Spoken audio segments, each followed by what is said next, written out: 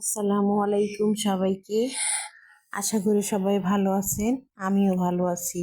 তো আপনাদেরকে আজকে একটা সহজ রান্নার রেসিপি দেখাবো।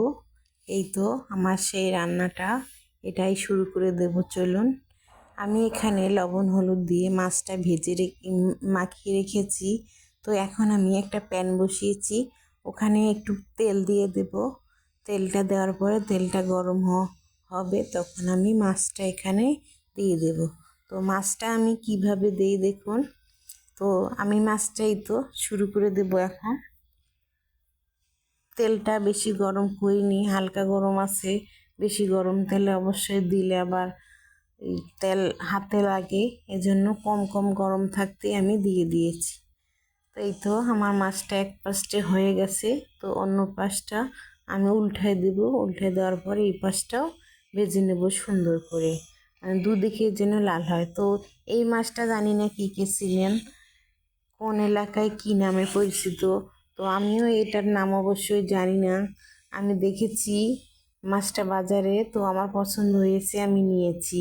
তো আপনাদেরও যদি ভালো লাগে তাহলে অবশ্যই নিয়ে খাবেন, আর হয়তো অনেকজন খেয়েছেন। এই তো আমি এখন কাঁচামরিচ কিছু ভেজে নিয়েছিলাম, তো ওটাই আমি আজকের তরকারিটা দেব। তাই এখন আমি এখানে মরিচের সঙ্গে কিছু লবণ দিয়ে দেব। আসলে লবণ দিলে মরিচটা বাটতে সুবিধা হয় আর তাড়াতাড়ি বাটা হয়ে যায়। তো আপনারাও এভাবে যদি এইটা আপনার কাছে থাকে বাটার জিনিসটা, তাহলে এই লবণ পেঁয়াজ যদি বাটেন একটু লবণ দিয়ে দিবেন, তাহলে অনেক সুন্দর মতন বাটা হয়ে যাবে। তো এই তো আমারও বাটা প্রায় শেষ। তো আজকের তরকারিতে আমি এগুলো দেব, কারণ হচ্ছে কাঁচামরিচ দিয়ে শীতের সবজি রান্না করলে অনেক ভালো লাগে খেতে। আমি এটা অবশ্যই সব তরকারি, বেশি তরকারির ভিতরে এটা ইউজ করি, কারণ আমার ভালো লাগে কাঁচামরিচ দিয়ে তরকারি রান্না করতে। এই তো আমার এখন শেষ। তো চুলে আসলাম, আসার পর এখানে একটা বড় সাইজের আমি পেঁয়াজ কেটে রেখেছিলাম, ওইটাই দিয়ে দিয়েছি। দেওয়ার পরে এখন ওই তেল দিয়ে দিলাম। দেওয়ার পরে এখন আমি সুন্দর করে পেঁয়াজটাকে নেড়ে নেব। নেড়ে নেওয়ার পরে দেখুন আমি এখন, এই তো আমার পেঁয়াজটা প্রায় ভাজা শেষ। তো এখানে আমি এখন ধুয়ে রাখা তরকারিটা দিয়ে দেবো। তো তরকারিটা আপনাদের আগে দেখাইনি, এখানে শুধু টমেটো দেইনি, ওটা পরে দেবো, কেটে রেখেছি আমি।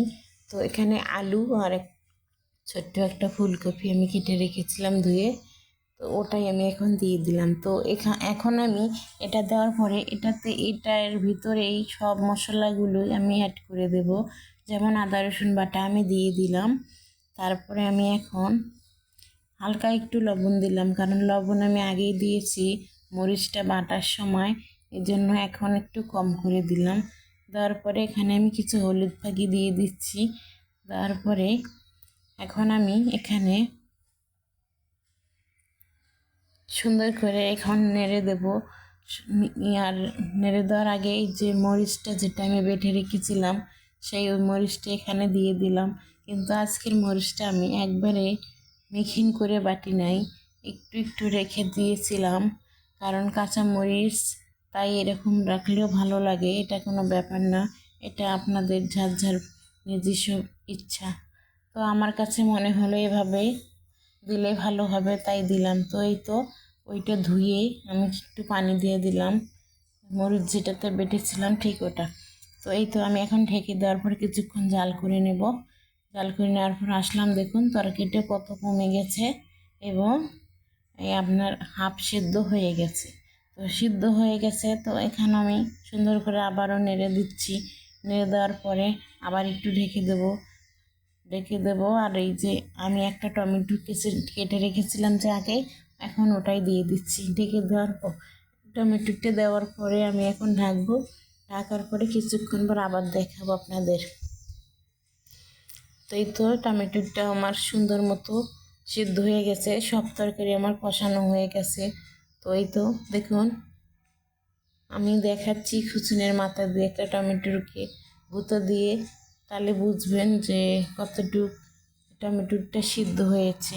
আর দেখুন ক্যামেরাটা চুলের সামনে নিয়েছি আগুনের তাপে, আমার ক্যামেরাটা গোলা ঘোলা দেখা যাচ্ছে।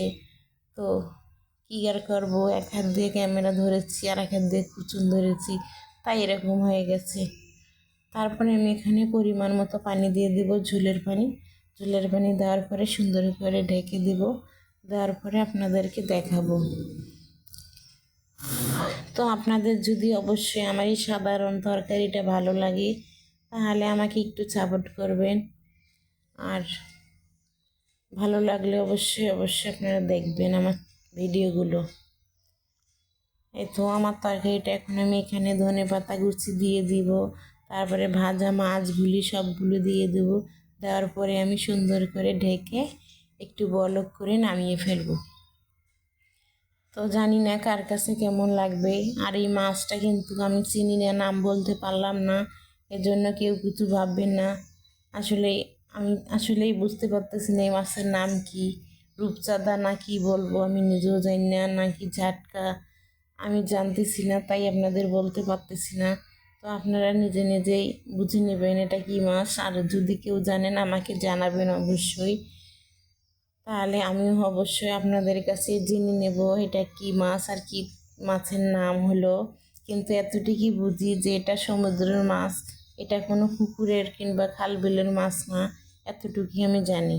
তো এই তো আমার তরকারিটা হয়ে গেছে, আপনাদের দেখাই দিচ্ছি।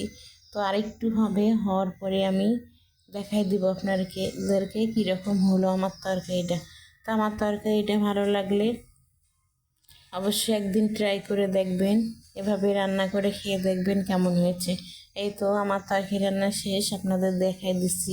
আজ কোনো বাটিতে নেইনি, এভাবেই দেখাইলাম সবাইকে। আল্লাহ হাফেজ।